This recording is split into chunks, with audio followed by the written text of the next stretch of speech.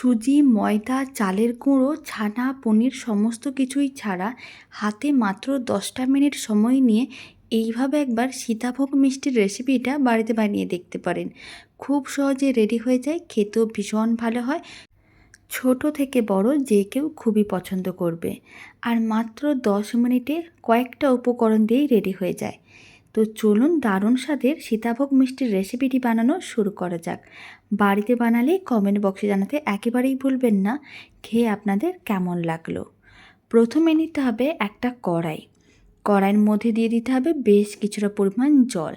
ফ্লেমটা হাইতেই রাখতে হবে। হাইতে করে দিয়ে এইভাবে 2 মিনিটের মতন রেখে দিতে হবে যাতে জলটা ভালো করে গরম হয়ে যায়। 2 মিনিট পরে দেখাচ্ছি জলটা খুব ভালো করে গরম করা হয়ে গেছে, জলের থেকে ধোঁয়া বেরোনো শুরু করে দিয়েছে। এখন কড়াইয়ের মধ্যে দিয়ে দিতে হবে মেজারিং কাপের 1 কাপের মতন সিমুই। এখানে আমি 200 গ্রামের মতন সিমুই দিয়েছি। এবার কিন্তু সমস্ত সিমুইগুলোকে জলের সঙ্গে ভালো করে মিশিয়ে নিতে হবে, না হলে দলা পাকিয়ে যাবে। তাই এই সময় খুব ভালো করে মিশিয়ে নিতে হবে। আপনারা দেখুন প্রথমে সিমুইগুলো দলা পাকিয়ে যাচ্ছিল, তারপরে খুব ভালো করে জলের সঙ্গে মিশিয়ে নিয়েছিলাম। এইভাবে কিন্তু সঙ্গে সঙ্গেই খুব ভালো করে মিশিয়ে নিতে হবে, তাহলে আর দলাও পাকাবে না, দেখতেও ভালো লাগবে, সিমুইগুলো একেবারেই ঝরঝরে হবে। এখন 2 মিনিটের মতন হাই ফ্লেমে ভালো করে সেদ্ধ করে নিতে হবে। খুব বেশি টাইম কিন্তু দেওয়া যাবে না, 1 থেকে 2 মিনিট। যখনই দেখবেন কালারটা এরকমই সাদাটে হয়ে আসছে, তখন হাত দিয়ে একটু ভেঙে দেখে নেবেন। যদি দেখছেন যে ভেঙে যাচ্ছে, তাহলে বুঝে নিতে হবে সিমুই ভালো করে সেদ্ধ হয়ে গেছে। এবার ফ্লেমটা অফ করে দিতে হবে। আর সেদ্ধ সিমুইগুলোকে তুলে নিতে হবে, জলের থেকে তুলে নিতে হবে, না হলে কিন্তু সিমুইগুলো বেশি সেদ্ধ হয়ে গেলে সীতাভোগ মিষ্টিটা ভালো করে রেডি হবে না। খুব সহজে বানানো যায় আর খেতে ভীষণ ভালো হয়। আশা করি আপনি যাকে খাওয়াবেন রেসিপিটা একবার হলেও আপনার কাছে জানতে চাইবে। এইভাবে একটা মিক্সিং বোল নিয়েছিলাম, আর তার উপরে এরকম একটা ছাঁকনি নিয়ে নিয়েছি। তার মধ্যে সমস্ত সিমুইগুলোকে নিয়ে নিতে হবে। সমস্ত সিমুইগুলো নিয়ে নেওয়ার পরে ঠান্ডা জল দিয়ে ভালো করে সিমুইগুলোকে ধুয়ে নিতে হবে, যাতে কোনো রকম চিড়চিড়ে ভাব না থাকে। জল দিয়ে এইভাবে 2-3 বার ভালো করে ধুয়ে নেব। এতে সিমুইগুলোর কোনো চিড়চিড়ে ভাবও থাকবে না, একেবারে ঝরঝরেভাবে রেডি হবে। খুব ভালো করে ধুয়ে নিয়েছিলাম। এবার মিক্সিং বলে জলটা ফেলে দেবো আর সিমুইগুলোকে এইভাবে রেখে দেবো। ততক্ষণে কড়াইটার মধ্যে যে জলটা ছিল সেই জলটা ফেলে দিয়েছিলাম। আর কড়াইয়ের মধ্যে আমি দিয়ে দিলাম বড় চামচের 1 চামচের মতন ঘি। এবার ঘিটা খুব ভালো করে কড়াইয়ের চারিদিকে ছড়িয়ে নিতে হবে আর মেল্ট হওয়ার জন্য অপেক্ষা করতে হবে।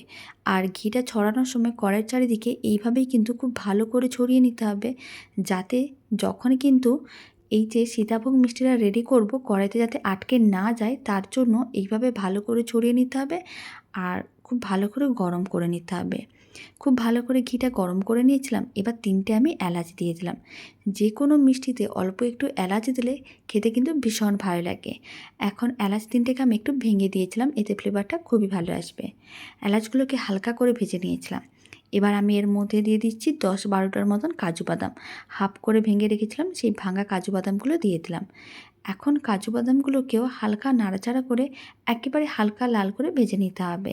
কাজু বাদাম কিশমিশ এইগুলো দিলে খেতে অনেক বেশি ভালো লাগবে। তাই এইভাবে কাজু বাদামগুলোকে হালকা লাল করে ভেজে নেব। যখনই হালকা বাদামি রং চলে আসবে, তারপরেই কিন্তু কিশমিশটা দিয়ে দেবো।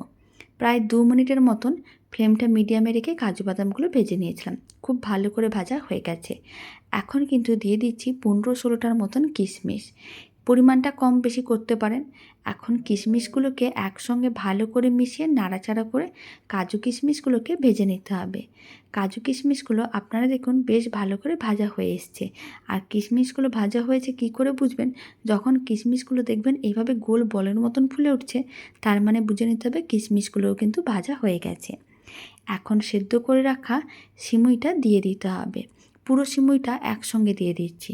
আপনারা দেখুন কিভাবে একটা দলা পাকিয়ে যাচ্ছে, কিন্তু যেহেতু ঠান্ডা জল দিয়ে ভালো করে ধুয়ে রেখেছিলাম, তাই এইভাবে কিন্তু একটু প্রেস করলে একেবারে ঝরঝরে হয়ে ভেঙে যাবে। তারপরে খুব ভালো করে মিশিয়ে নিতে হবে আর এইভাবে 2 মিনিটের মতন নাড়াচাড়া করে নিতে হবে। তাহলে ঘিয়ে ভাজা সিমুইর একটা আলাদা গন্ধও হবে, খুব সুন্দর একটা সেন্ট আসবে, খেতে ভীষণ ভালো হয়। খুব ভালো করে এইভাবে নাড়াচাড়া করে মিশিয়ে নিতে হবে। প্রায় 2 মিনিটের মতন নাড়াচাড়া করে ভালো করে মিশিয়ে নিয়েছিলাম। এবার দিতে হবে স্বাদ অনুযায়ী মিষ্টি। মিষ্টির পরিমাণটা আপনারা চাইলে কম বা বেশি করতে পারেন। এখানে আমি 1 কাপ সিমুই নিয়েছিলাম, তাই সেই কাপের 4 ভাগের 1 ভাগ মানে 1/4 কাপ আমি দিয়ে দিলাম চিনি।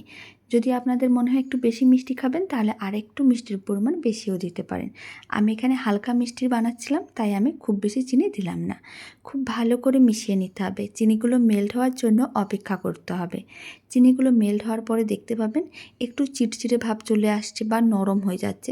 তবে কোনো ভয় পাওয়ার কোনো কারণ নেই, কারণ ঠান্ডা হয়ে গেলে একেবারে মিষ্টিটা মানে সীতাভোগ মিষ্টিটা খুব সুন্দরভাবে ঝরঝরে হবে। আর এই সময় হাফ চামচের মতন ঘি দিতে হবে। ঘিয়েরও একটা আলাদা ফ্লেভার থাকবে, খেতেও ভালো লাগবে। খুব ভালো করে মিশিয়ে এইভাবে প্রায় 5 মিনিট লো ফ্লেমে রান্না করে নিতে হবে। খুব ভালো করে এইভাবে, আর ফ্লেমটা কিন্তু লোতেই রাখতে হবে, মিডিয়াম বা হাই ফ্লেমে রাখা যাবে না। লো ফ্লেমে 5 মিনিট রান্না করে নিতে হবে, আর এইভাবে একটু নাড়াচাড়া করে রাখতে হবে যাতে মিশ্রণটা কড়াইয়ের নিচে আটকে না যায়। 5 মিনিট হয়ে গেছে, রান্না করে নিয়েছিলাম। আপনারা দেখুন কালারটাও কিন্তু একটু চেঞ্জ হয়ে গেছে, আর মিশ্রণটা কিভাবে এক জায়গায় এরকমই দলা পাকিয়ে যাচ্ছে আর কেমন একটা নরম নরম লাগছে। এবার ফ্লেমটা অফ করে এইভাবে 10-15 মিনিটের মতন রেখে দিতে হবে যাতে ঠান্ডা হয়ে যায়। ঠান্ডা হয়ে যাওয়ার পরে চিনির রসটা ভালো করে সোক করে নেবে আর একেবারে ঝরঝরে হয়ে যাবে। দারুণ স্বাদের এইভাবে একবার সিমুইর সীতাভোগ বাড়িতে বানিয়ে দেখতে পারেন। মাত্র 10 মিনিটের মধ্যে রেডি হয়ে যায়। খেতেও ভীষণ ভালো হয়, ছোট বড় যে কেউ খুবই পছন্দ করবে। রুটি পরোটার সঙ্গে হোক বা যে কোনো, বা বাড়িতে হঠাৎ করে কোনো অতিথি এলেও তাকেও এইভাবে রেসিপিটা বানিয়ে দিতে পারেন। আশা করি আপনার প্রশংসাই করবে। 10-15 মিনিট পরে দেখাচ্ছি। আপনারা দেখুন একেবারেই কিন্তু ঝরঝরে হয়ে গেছে। তারপর একটা প্লেটের মধ্যে সার্ভ করে নিতে হবে। রেসিপিটা শেষ পর্যন্ত দেখার জন্য অসংখ্য ধন্যবাদ। বাড়িতে বানালে কমেন্ট বক্সে জানাতে একেবারেই ভুলবেন না খেয়ে আপনাদের কেমন লাগলো। আর ভালো লেগে থাকলে আপনারা যদি ফেসবুক থেকে রেসিপিটা দেখছেন, পেজটিকে ফলো করে নেওয়ার অনুরোধ রইল। ইউটিউব থেকে দেখলে চ্যানেলটি সাবস্ক্রাইব করে নেওয়ার অনুরোধ রইল। পাশে থাকা বেল আইকনটি প্রেস করে নেবেন নতুন রেসিপির আপডেট সবার আগে পাওয়ার জন্য। এখন একটা প্লেটের মধ্যে সার্ভ করে নিয়েছি। এবার একটা চামচ দিয়ে তুলে দেখিয়ে দিচ্ছি। আপনারা দেখুন একেবারেই কিন্তু ঝরঝরে। চিনির রসটা ভালো করে পুরোটাই শুক করে নিয়েছে। কোনো রকম চিনির রস কিন্তু আর নেই, একেবারেই কিন্তু শুকনো ঝরঝরে হয়ে গেছে।